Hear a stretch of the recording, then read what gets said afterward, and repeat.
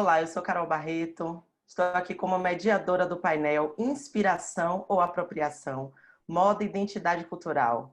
A gente está aqui para debater as problematizações envolvidas nos processos de apropriação cultural no universo da moda. E eu tenho o prazer de ter como convidadas dessa mesa Danielle Bruggeman, que é teorista cultural, professora de moda da Artes, Universidade de Artes da Holanda e doutora em estudos culturais. Mônica Moisen, que é fundadora do Cultural Intellectual Property Rights Initiative, advogada de propriedade intelectual, cultural e de moda e consultora de sustentabilidade cultural. Também está conosco Rodney William, que é babalorixá, antropólogo, doutor em ciências sociais pela PUC São Paulo e autor do livro Apropriação Cultural, do qual ele vai falar mais com a gente.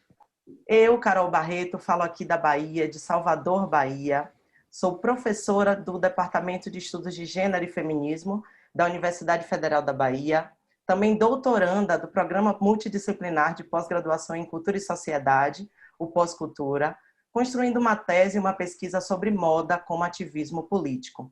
Também colunista de moda da revista Raça, artista visual, designer de moda autoral, e tenho construído um trabalho de ativismo feminista e antirracista no campo da moda, de modo a problematizar, tanto na teoria como na prática, esses processos de apropriação cultural.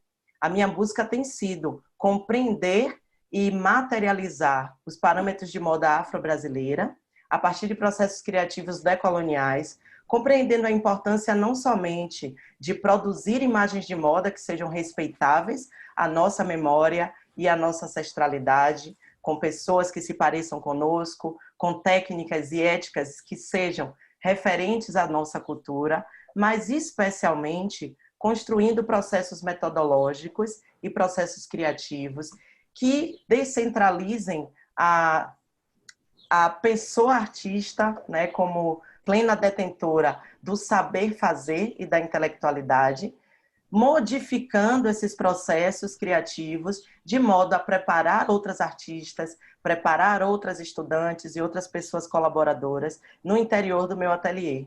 Então, nesse campo do pensamento e da reflexão sobre apropriação cultural, eu tenho elaborado num trânsito internacional por mais ou menos 10 cidades fora do Brasil, né, um entendimento do quanto o racismo brasileiro exclui os nossos trabalhos de uma visibilidade comunicacional, de uma visibilidade midiática, e, em lugar disso, elabora também uma desvalorização da nossa cultura afro-brasileira por meio desses processos de apropriação.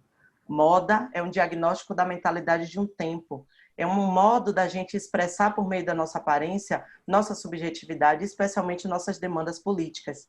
Por isso a importância desse encontro, por isso a relevância desse tema que a gente vai trazer aqui hoje, com pessoas que têm experiência teórico-acadêmica, também como ativistas, no debate internacional nesse universo. Por isso eu gostaria de convidar as próprias pessoas convidadas a se apresentarem e compartilhar conosco um pouco dessa trajetória de debate sobre apropriação cultural, para que a gente entre posteriormente em algumas perguntas mais específicas.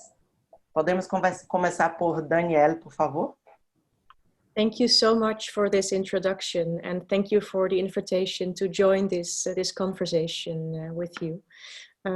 I wanted to give you a brief introduction of the main idea of what I call dissolving the ego of fashion, which is in line with my recent publication, in relation to cultural appropriation and identity. Because I think that dissolving the ego of fashion is also a way to dissolve cultural reappropriation. Maybe just to start with a very brief reflection on the recent developments in the fashion system and the impact of the corona crisis on fashion. I think that very much increased the visibility of the inhumane system that it is, as we see the impact of the cancellations of large orders due to a lack of demand by Western fashion brands. This has put all workers who are already in a precarious position in an even more precarious position. So it is once more the case that we see the harsh and painful realities and inequalities of Western brands having power over the fate of garment workers in these factories. So this has led to an increased visibility and an increased sensitivity of some of these problems within the system, very much related to power relations. And this is also at the core of what I find important to address. The core idea of dissolving the ego of fashion is the idea that fashion as a system builds an enormous ego and continuously feeds its own ego. It continuously feeds itself by mass-produced consumer goods. It feeds itself with glamour, with spectacle, money, seduction, runway collections, you name it. And in this sense, the ego of fashion only cares about itself, and it doesn't care for the other crises that it holds a responsibility for. And this production processes of mass production in the fashion industry, of course, led to, for instance, the dehumanization, systemic dehumanization of fashion. It continuously feeds itself at the expense of the other, exploiting the other. And when you look at how brands operate, they continuously sell identities, idealized identities, sometimes even commodified, mostly commodified forms of identities or ethnic identities. In this sense, I always like to use the notion of Zygmunt Bauman's supermarket of identities, which is what we buy into in this era of hyperconsumption. So we see more visible than before how human beings are being dehumanized, objectified, and commodified instruments to produce fashion.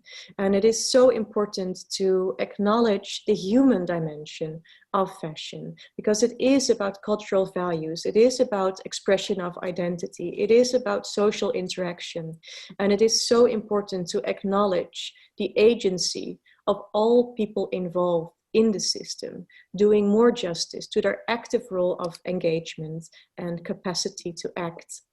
So I think that dissolving the ego of fashion, in my view, is also a way of dissolving systems of domination to give more agency to the precarious. So these are a few thoughts that I wanted to bring into our conversation, dissolving these power relations, dissolving how cultural otherness is continuously reappropriated in fashion, with these underlying dynamics of Orientalism and neo-colonialism, which only confirms the power of fashion's egoistic self. And I wanted to highlight the importance of giving more agency to precarious people as human beings, instead of letting them be captured by the logic of reappropriation through commodification. Muito grata. Eu queria passar para Rodney William, também, né, convidando, junto com a proposta de se apresentar um pouco mais, né, uma resposta que trouxesse como centro o seu livro lançado no ano passado, Apropriação Cultural, que está aqui comigo. Maravilhoso, grande referência das nossas escritas. Nessa publicação, Rodney traz uma importante contribuição e um refinamento para o debate sobre o tema em questão, né? A gente precisa sempre lembrar que a produção do racismo, né, como aspecto estruturante, estrutural das sociedades, não só da sociedade brasileira, né, foi estrategicamente elaborado e a partir da produção de conhecimento científico, né, com base na nossa ancestralidade, a gente compreende as maneiras de desconstruí-lo.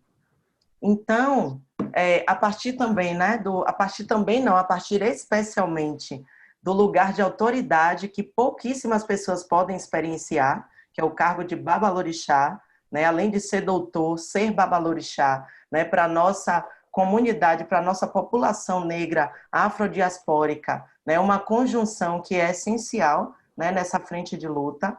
Então, nesse contexto de teorizações e de experiências práticas, né, e culturais e espirituais, Rodney, Como você debate a diferença entre inspiração e apropriação cultural, nesse caso, né, também no campo da moda, que é o que nos reúne aqui?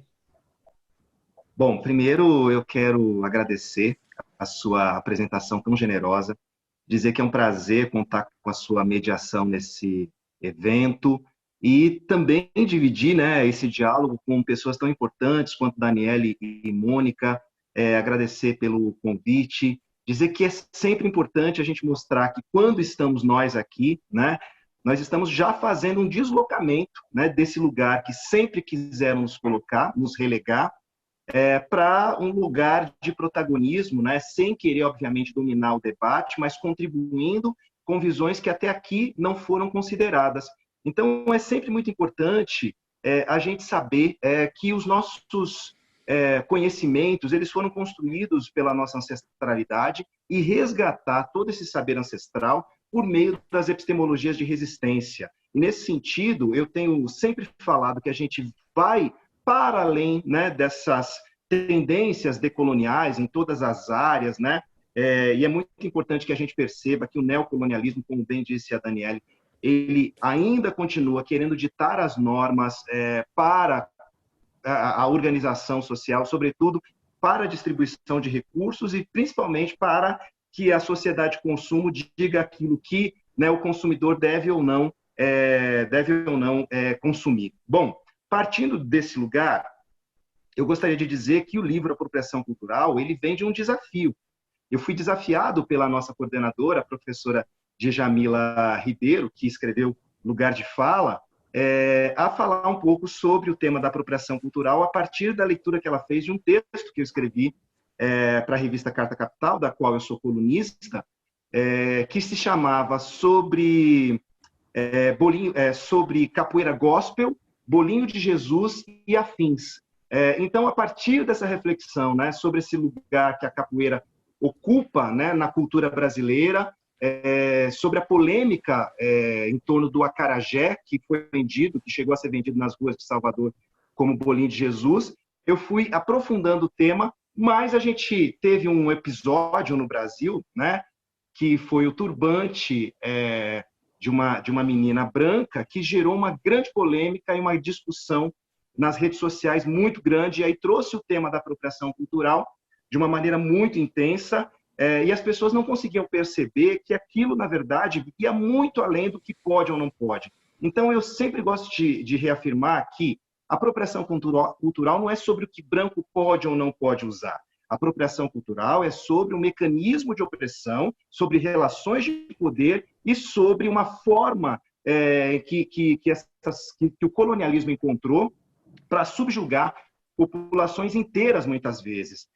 Então, a gente não pode perder de vista que procurar esse conceito de apropriação cultural demandou, para mim, mais do que compilar toda a discussão que estava sendo feita nas redes sociais. Eu fui revisitar os nossos autores, os nossos clássicos, e quando eu falo nossos, eu estou falando da população preta brasileira, sobretudo dessa intelectualidade negra, que tem grandes referências e referências importantíssimas, como o professor Abdias do Nascimento, como Lélia Gonzalez, que foram intelectuais que me ajudaram muito a formatar esse conceito. Na verdade, o professor Abdias do Nascimento já traz o conceito de apropriação cultural, só que ele não usa o nome, né? Ele fala de aculturação, ele fala de assimilação, ele fala de outros processos. Então, ali eu já tinha, de certa forma, o conceito com o qual eu queria trabalhar, mas eu tive que fazer uma diferenciação no livro entre a aculturação, né? Porque processos de aculturação, eles acontecem.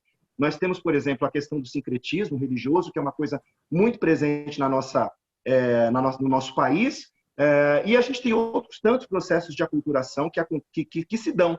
Simplesmente eles se dão pela convivência da diversidade. E muitas vezes eles são saudáveis, né? Embora algumas vezes eles sejam impostos, e nessa relação de poder em que os negros são subjugados, muitas vezes a gente tem que assimilar padrões brancos por uma questão de sobrevivência ou por uma questão de acessos, né? Então, por exemplo, quando uma mulher negra tem que alisar os seus cabelos para manter o seu emprego, não é a mesma coisa do que uma mulher branca usar um dread ou um cabelo, né, ou usar elementos químicos para tornar o seu cabelo crespo. Então, a gente está falando de lugares diferentes, né, e é por isso que eu sempre gosto de dizer que os temas da coleção Feminismos Plurais dialogam, são temas, né, que são interseccionais para a gente lançar mão de outra grande intelectual, que é Carla Cotirene, sua colega na UFBA, se eu não me engano. Então, a gente vai dialogar, né, com essas pessoas todas, mas tentar aprofundar esse conceito e, principalmente, aí eu já começo a dialogar com o Daniele, fazer um deslocamento desse lugar de identidade para o lugar da resistência. Eu acho que esse é o grande viés, né, que eu consegui adotar nesse livro, em que eu saio desse lugar de identidade, vou para o lugar da resistência, para mostrar, por exemplo, que você tem negros que podem construir identidade em igrejas neopentecostais. Mas eles não vão construir nesses espaços, porque eles não são espaços de resistência, não são territórios de resistência, portanto, eles não vão construir as suas estratégias de luta e não vão poder manifestar plenamente a sua memória ancestral de insurgência. Então, eu trago o Exu, né, como grande narrador da minha reflexão, né, e como o orixá da troca, ele vai fazer uma diferença fundamental entre o que é troca e o que é apropriação. E eu gosto sempre de dizer que se a troca não é apropriação, para que a partir daí a gente consiga discutir com profundidade todos os mecanismos de opressão que estão por trás desse tema da apropriação cultural. Grata, Rodney. Sua exposição se conecta muito, né, com o que trouxe Daniel sobre a importância, né, de dissolver o ego da moda, e talvez a gente possa até pensar em também dissolver o ego do debate sobre relações raciais, né, compreendendo muito mais como hierarquias raciais. Né? Se fossem relações raciais, a gente não teria tanta desigualdade, e especialmente o aumento da produção da desigualdade. Né? Como docente do Departamento de Estudos Feministas da Universidade Federal da Bahia, eu atuo no eixo de gênero, cultura e linguagem. Né? Então, além de profissional de moda, eu tenho pensado, a partir da minha formação em letras, o poder da palavra. Né? Para a gente que é de axé, a gente sabe bem o que é que isso significa. Né? Especialmente a importância de alterar o nosso vocabulário, alterar as nossas formas de saber fazer. Eu tenho usado isso junto, né? E tenho tratado também do termo intelectualidade manual e intelectualidade mental, porque não existe apenas uma forma de produção da intelectualidade. Então, são diversos aspectos de desconstrução, né? E para esse processo decolonial, para que ele, de fato, ele seja um aporte mesmo, não só de pensamento, de teorização, mas especialmente de ação, para que a gente tenha uma modificação nessas formas de relação. Né? Quando Daniele fala sobre dissolver o ego da moda e sobre transformar as pessoas em commodities, né? Eu estou no Recôncavo Baiano, aqui são mais ou menos 14 comunidades quilombolas, né? Comunidades de marisqueiras que produzem renda de bilro e outras técnicas artesanais dessa intelectualidade manual, que são importantíssimas, especialmente pela sua caracterização como campo de produção de resistência. Né? Vamos pensar que uma colcha de retalhos era resultado de escassez material. Né? Vamos pensar que uma produção de uma renda de bilro era vamos dizer, a materialização de uma pirâmide, e aí é algo até eufemista de chamar de pirâmide, né? Já que a gente ainda não transcendeu os processos escravocratas que nos sequestraram e trouxeram nossas populações aqui para essas terras. Então, o que me estimula muito, né, em aprofundar esse debate, é o que eu tenho feito na tese, é esse pensamento de como, assim como na diáspora africana e no caso das comunidades, né, produtoras de cultura afro-brasileira, bem como em diversas comunidades tradicionais em continente africano, foram diversos os modos de produção da subversão dentro da imposição do padrão colonial. Né? Então, essa história de resistência, uma vez que uma indústria passa a se apropriar sem devolver o ganho econômico-financeiro para essas mesmas comunidades, a gente tem um agravamento ainda maior desse etnocídio, né? Que também resulta no genocídio, porque quando a gente mata uma cultura, a gente também mata as pessoas. Né? Quando a gente está falando dos seus saberes fazeres ancestrais, a gente está falando de comunidades inteiras de pessoas que podem ir embora, né? transcender essa existência sem deixar o legado dessa produção da intelectualidade manual. Né? As novas gerações, será que estão interessadas em produzir esses saberes fazeres artesanais? Né? Então, são diversas questões que nos trazem aqui. Nesse contexto, Mônica, como advogada de propriedade intelectual, cultural e de moda, né, que para a gente, especialmente para mim, como profissional prática e teórica da moda, né, é um prazer saber da existência do seu trabalho, né, por conta de, vamos dizer, um total desamparo que a gente tem nos momentos que as cópias acontecem, nos momentos que esses processos de apropriação cultural eles atingem as pessoas de maneira muito maior, né, e mais grave do que aquilo que a gente pode imaginar. Eu mesma já passei por diversos processos de cópia, de imitação, enfim, né? Não vamos chamar de apropriação cultural, né? Eu não sou uma comunidade nem um grupo de ancestralidade, mas eu represento e expresso nos meus trabalhos todos esses parâmetros. Então, Mônica, a partir desse relevante avanço que você traz para o nosso debate, eu queria saber, do ponto de vista jurídico, né, e da sua trajetória como ativista, como você tem definido legalmente, né, essa diferença entre inspiração e apropriação cultural, né, apontando para a necessidade de estabelecer esses parâmetros legais do que é apropriação, né, trazendo uma contribuição para a construção das normas éticas de trabalho, que estão para além das condições materiais que as pessoas estão ali instaladas para trabalhar ou não, né, tanto em empresas como nessas comunidades de artesãos e artesãs. Thank you so much, Carol, for this introduction. And it was a pleasure to hear the speakers before me address so broadly the complexity of the issues that we are facing when we are talking about cultural appropriation as a meta concept. And there are a few points that I would like to pick up on and connect them with a legal perspective. Picking up on what Daniele was mentioning about decolonializing fashion, we have a strong legal input in this sense as well.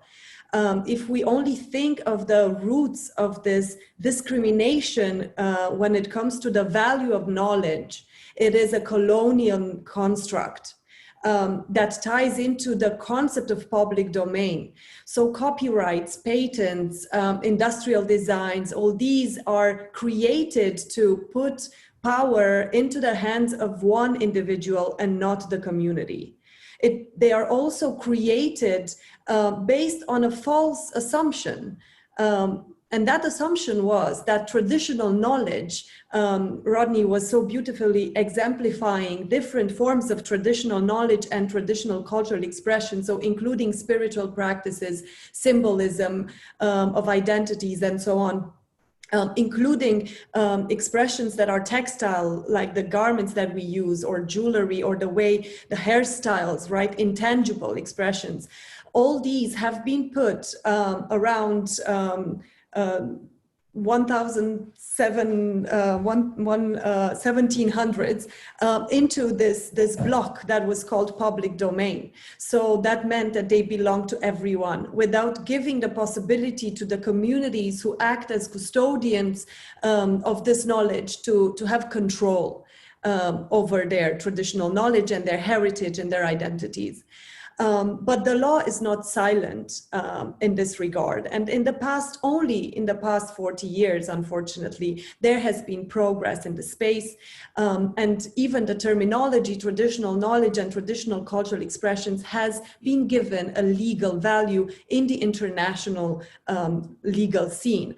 And this is what I picked up as a legal professional a few years back when I decided to specialize in this very particular field, like you say, Carol, where there are no many lawyers who come and give support or who take these challenges, because it's not the most financially prolific field, right? It's the most emotionally consuming field, if you want, and you have to really be invested with your mind and spirit to understand understand local contexts, cultural contexts, and to have a very strong sense of empathy and humanism, connecting with people from other countries, other races, other backgrounds, other stories. So here's where the Cultural Intellectual Property Rights Initiative, the platform that I created in 2018, comes to do a small part, namely to act as a mediator, just like Carol today, between the fashion industry and traditional indigenous communities and local communities.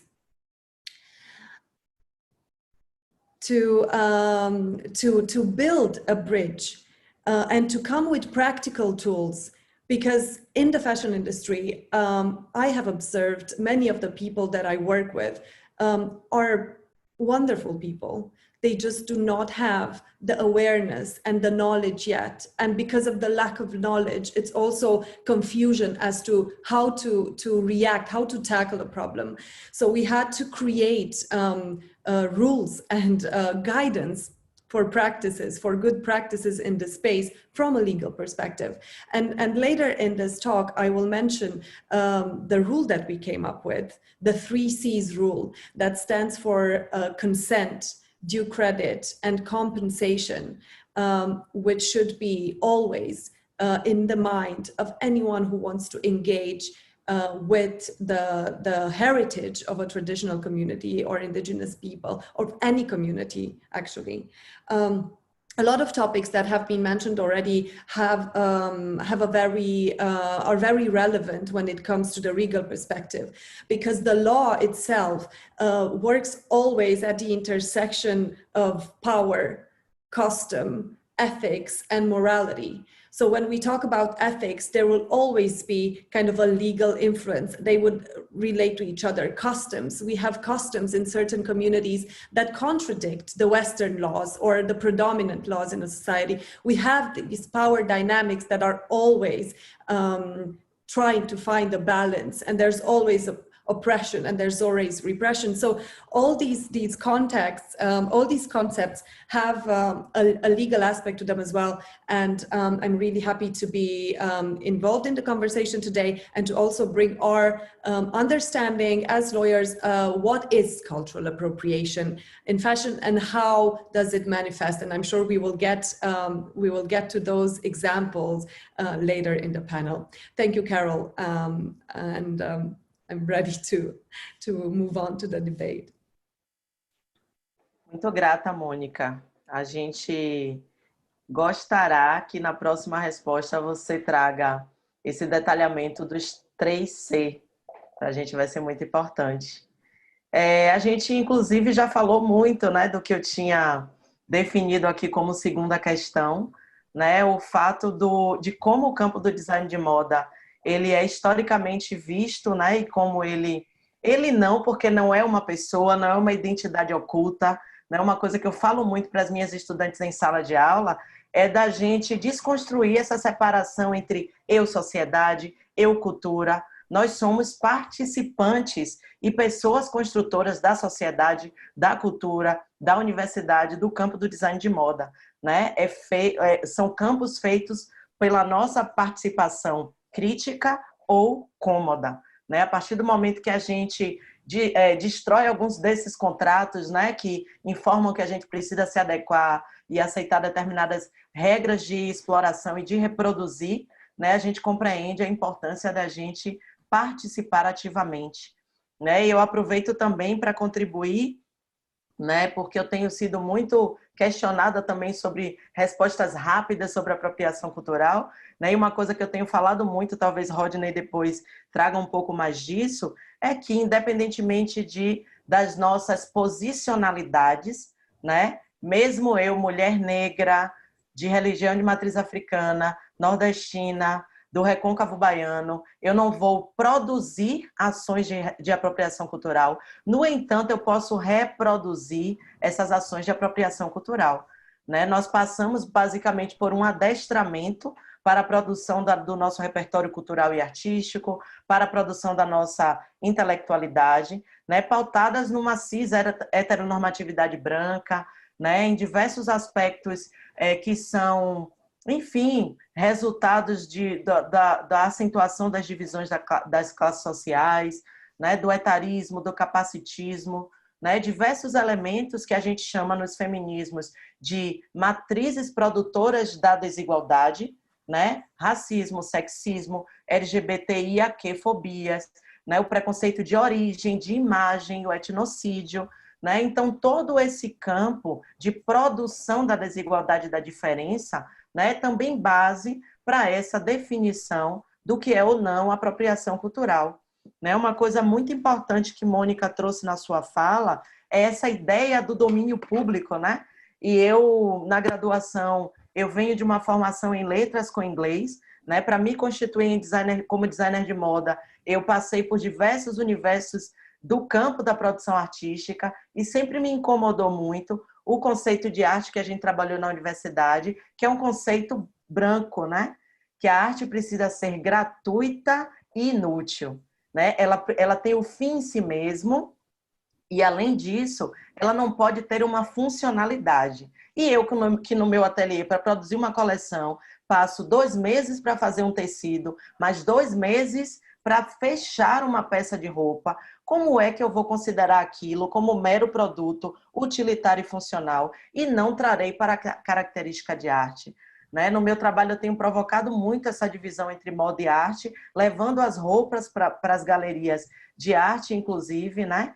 E nesse contexto, né, eu queria que vocês trouxessem na fala de vocês um pouco, né, desse pensamento mais objetivo entre a relação da apropriação cultural, das relações de poder, né, pautadas nessa desigualdade produzida historicamente para todos os povos minoritários em representatividade, né, e também finalizando com uma reflexão sobre o processo de formação das estudantes, né, na maneira como esse repertório produzido numa direção de valorizar única e exclusivamente a produção de uma branquitude europeia em detrimento de comunidades indígenas e outras comunidades tradicionais, por diversos motivos consideradas como não brancas, né? Como é que a gente pode pensar apropriação cultural, relações de poder e os processos educacionais que constroem não só profissionais de moda, mas também pessoas consumidoras de moda.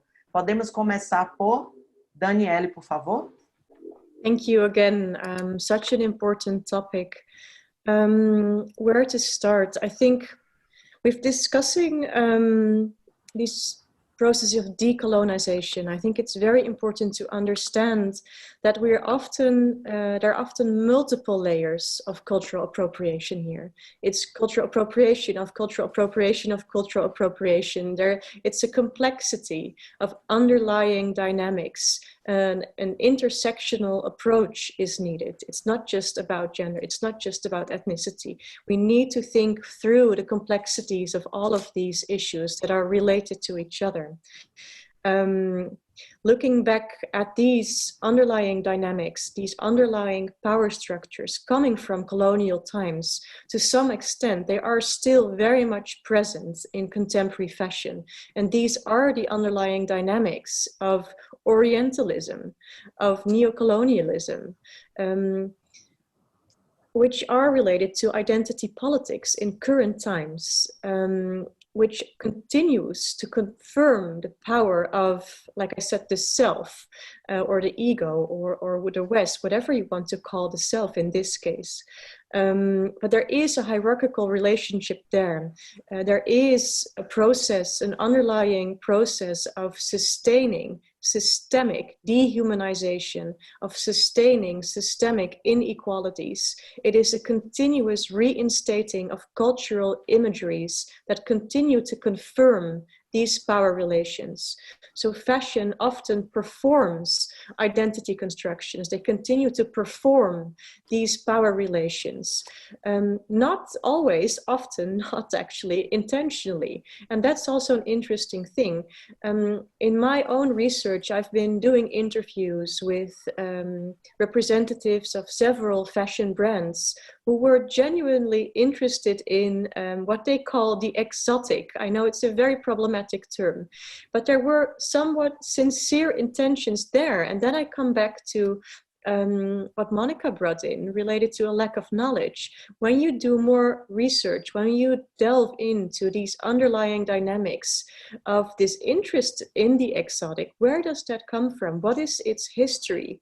I think that is very important to be aware of. And relating to education, this is crucial for our students, to learn them, to teach them, to critically reflect on these underlying dynamics of systemic inequalities and sustaining that. How does it relate to the history of colonial times? How is that still implicitly or explicitly present today? Learning to critically reflect on that, learning to recognize that, and based on that, learning to develop alternative vocabularies, alternative strategies, alternative social and cultural systems, to have an affirmative response, not just a critique and resistance, which is very important, but also to build upon that resistance and to translate that into possible alternative futures. Grata, Daniele, perfeito. Produzir respostas afirmativas, né? Ou seja, desconstruir a partir de uma nova produção. Então, nesse contexto, Rodney pode trazer para a gente um pouco mais do aprofundamento desse debate, né? Pensando aí nas nossas colocações, por favor. Bom, primeiramente, Carol, eu queria dizer que é muito importante a gente poder discutir o tema da apropriação cultural sem ter que ficar explicando o óbvio, né? A gente está entre pessoas que conhecem o tema com profundidade, e assim a gente pode, de fato, avançar, né, naquilo que, de fato, né, naquilo que realmente é importante.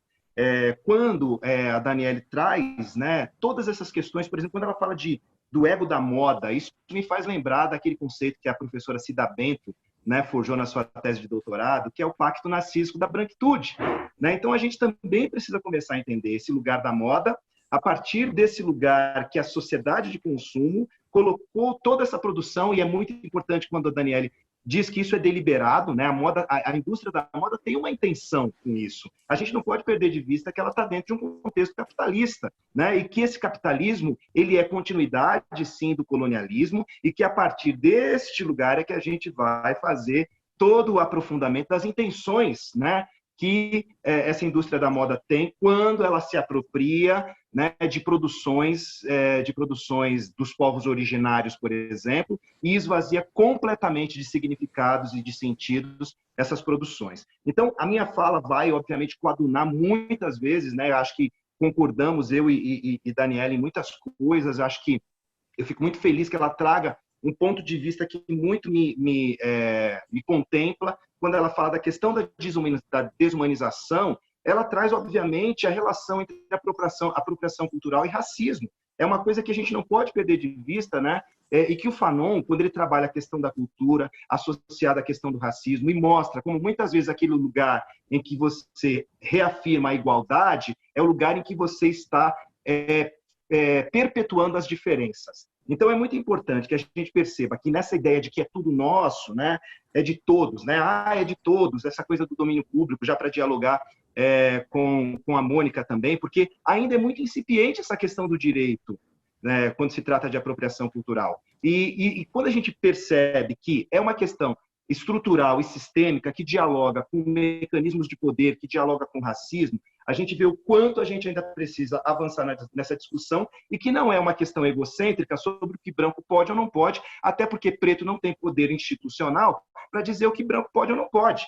Então, a gente já tem que tomar esse cuidado e, ao aprofundar as questões, mostrar o quanto o tema do racismo está imbricado com a questão da apropriação cultural. Até porque, mais do que a questão de conhecer ou não a cultura do outro, conhecer ou não, porque a gente precisa também se abrir para o diálogo, mas quando você tem uma sociedade extremamente hierarquizada, quem se abre para o diálogo? Eu quero voltar ao exemplo do turbante da Tawane, se eu não me engano, não é isso?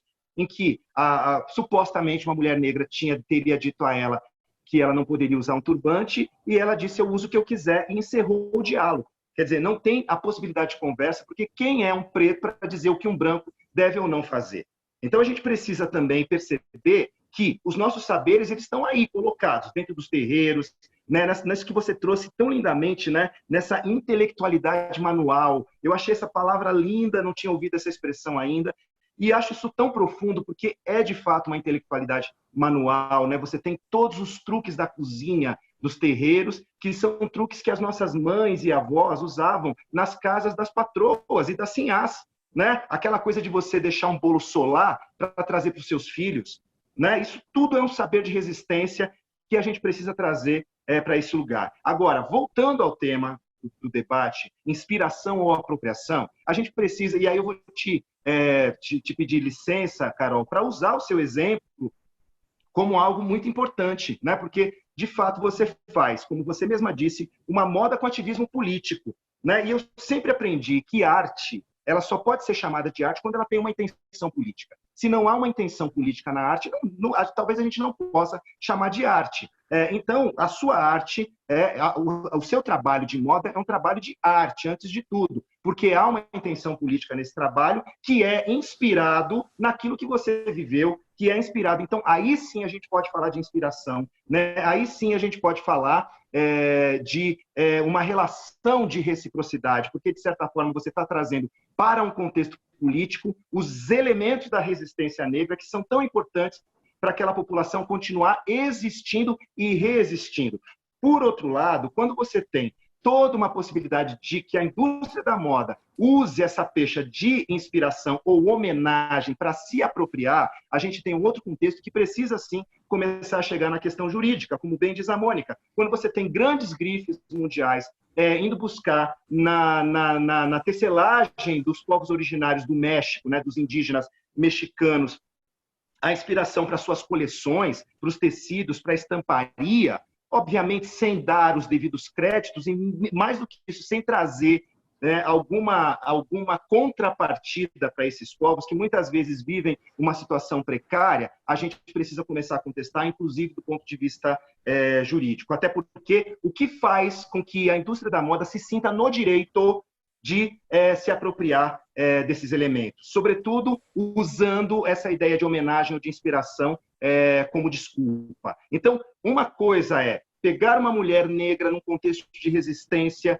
que vai no terreiro e transforma aquilo que ela vive no terreiro em uma moda de ativismo político, é muito diferente de você pegar uma grande indústria de moda que vai lá no México sem dar nenhuma contrapartida e simplesmente traz, né, e esvazia de significados toda uma tecelagem que tem um sentido muito próprio. Mesmo a questão do Japão, quando uma socialite, né, usou o nome kimono para sua grife, e se esquecendo de que kimono tem um significado muito profundo para a cultura japonesa, e que você não pode simplesmente pegar aquele nome, se apropriar dele e colocar numa grife de lingerie sem saber o que ele significa no seu contexto original. Então, o grande problema da apropriação cultural é que a gente está falando de relações de poder, sim, em que você tem um povo que é hegemônico e que subjuga, um povo que já é historicamente perseguido, subalternizado, toma as suas produções que são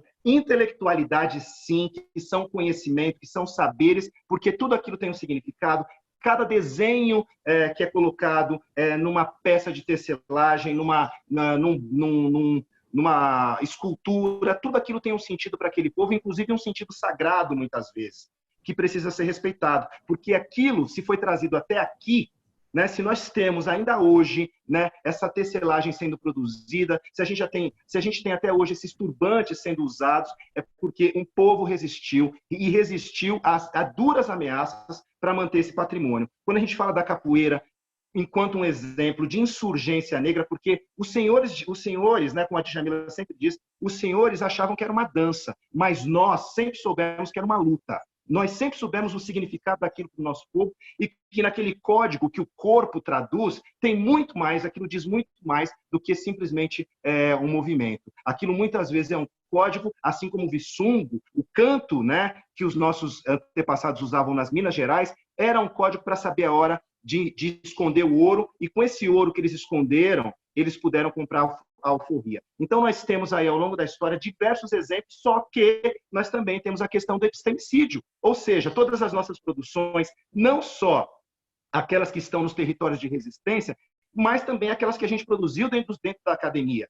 Todas essas foram apagadas, foram invisibilizadas. E se hoje a gente tem, por exemplo, um autor que está escrevendo, um autor negro que está escrevendo sobre apropriação cultural e está resgatando, junto com tantos outros autores, intelectuais negros que já trabalhavam essas questões do nosso ponto de vista, trazendo, obviamente, aquilo que o narcisismo da branquitude não permitiu ser construído enquanto um conhecimento, enquanto um saber. Então, essa sua arte, muitas vezes, poderia ter sido chamada de artesanato como uma forma de diminuir a importância política que ela tem. Mas é desse deslocamento que a gente fala quando a gente sai da questão da identidade para a questão da resistência, porque eu estou aqui usando esse chapéu que é árabe. Eu estou aqui, que foi fabricado na China, tá? Eu estou aqui usando essa túnica, bata, enfim, que tem um bordado que se chama rechilier, um bordado vazado. Ora, como é que isso foi transformado, né? Esses elementos que são de outras culturas foram transformados em elementos de identidade africanas no Brasil. Então, a gente precisa perceber que todas as coisas são ressignificadas e que, a partir desse lugar de ressignificação, os territórios de resistência vão se formando e, aí sim, as identidades vão se construindo justamente para que a gente possa, a partir desse lugar, reconstruir todas as nossas ações, reconstruir todos os nossos elementos para que eles não sejam subjugados e nem esvaziados de significados quando a indústria da moda e a apropriação cultural os tomam sem os devidos créditos. Perfeito, Rodney. Muito grata pela sua explanação. Então, você já traz, na verdade, na sua fala, um convite, né, para que Mônica traga para a gente como elaborar, né, judicialmente, juridicamente, não só apenas esse discernimento, mas essa proteção às nossas ações, né, de maneira consistente, e o detalhamento desse 3C, né, que eu acho que é uma contribuição importantíssima para a gente, do nosso campo, constituir um entendimento, né, resumidamente, por conta aqui do nosso tempo, infelizmente. Muito grata. Thank you very much. Thank you, Ronnie, for bringing the ball in my court and for exemplifying so well. It's such a pleasure to be engaged with you in this panel, with all of you, because all the terminology that I use in many contexts here, it has a lot of body, a lot of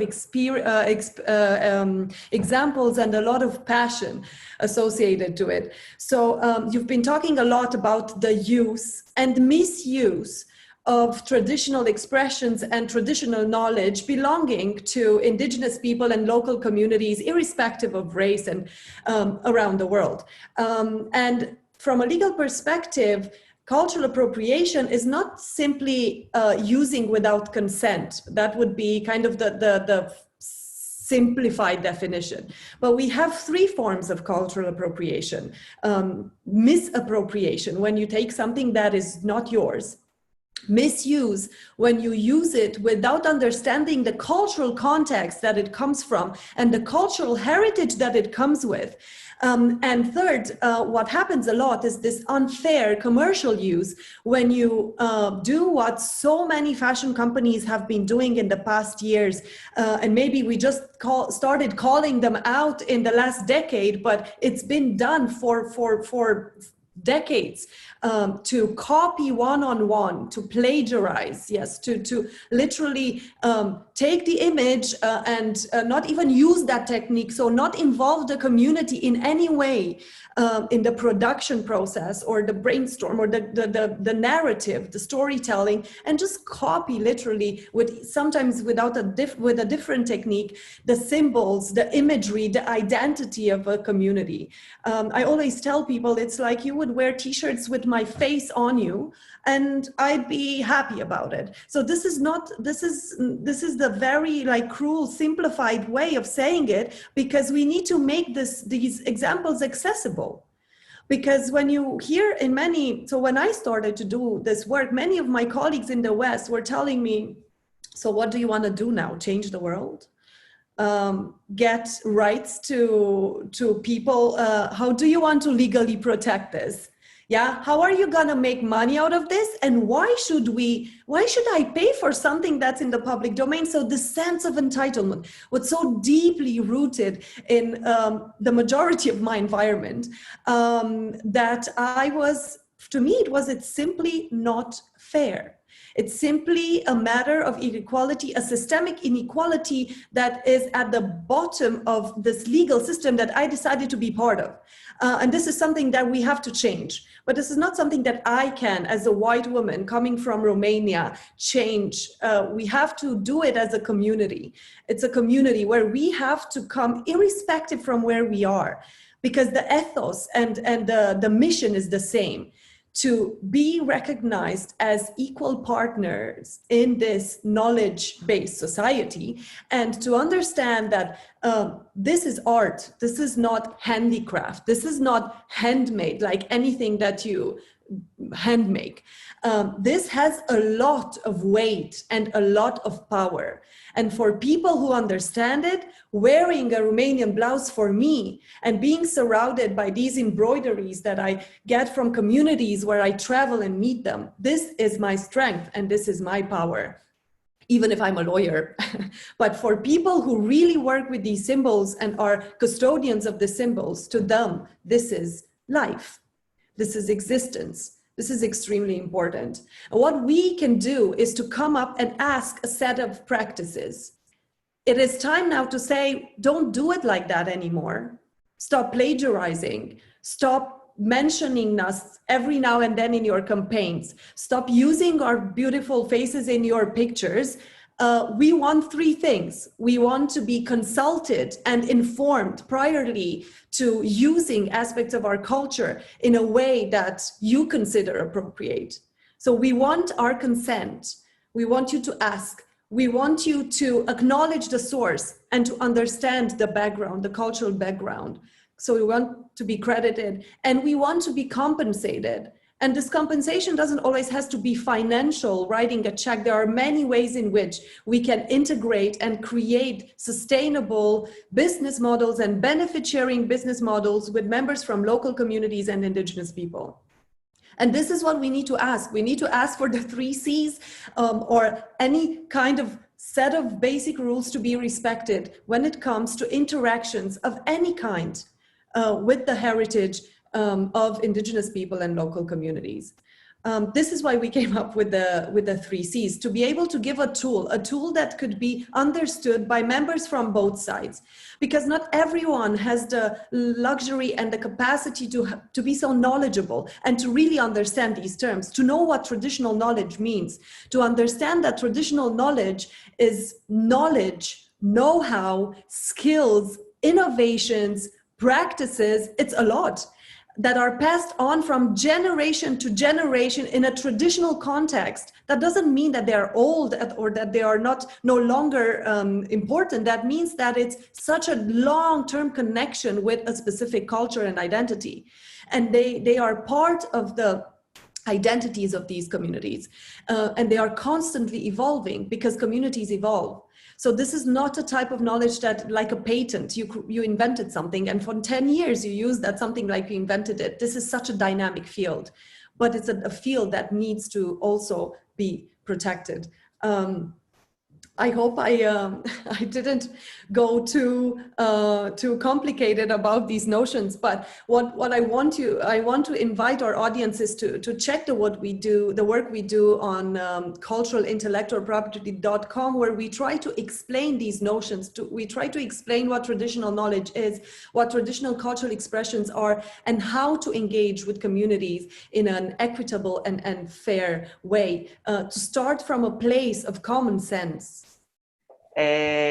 As nossas falas são uma convocação para a responsabilidade, né? Assim como você conclui sua fala, que sim, nos explicitou muito das suas contribuições no campo jurídico, né? Eu acho que não há complexidade no que a gente está trazendo, né? A complexidade é conseguir compreender, né, as relações de poder da maneira como operam e a importância da gente modificar isso, né, para construir, de fato, uma sociedade mais justa. Então, infelizmente, a gente não tem mais tempo, né? Eu acho que isso aqui tinha que virar um curso de extensão, né? Eu mesma teria o prazer de passar muito mais tempo ouvindo todas as pessoas, né? Para mim, como pesquisadora, como professora, essa experiência aqui de escuta e de diálogo com vocês foi e está sendo uma experiência relevante, né, especialmente por algo que Rodney já tratou, que é da nossa dificuldade de construir um diálogo respeitoso e bem capacitado nesse campo, né? Não são aspectos que a gente tem que debater apenas na nossa comunidade, né? É de interesse de todas as pessoas, a partir de várias posicionalidades, que essa transformação social aconteça, né? Sem a desconstrução da desigualdade, não há o resultado anti-violência que a gente espera, né? Para que tenhamos todas as pessoas uma vida mais plena, né? Então, eu tenho aqui a honra e a gratidão de finalizar essa conversa, tá? De agradecer imensamente as contribuições de Rodney, de Daniele, de Mônica, né? Sabendo que estarei e estaremos, né, todas as pessoas que aqui assistiram, muito conectadas a essas propostas, e parabenizar novamente pela competência intelectual e discursiva de ter trazido as contribuições aqui para a mesa. Muito grata.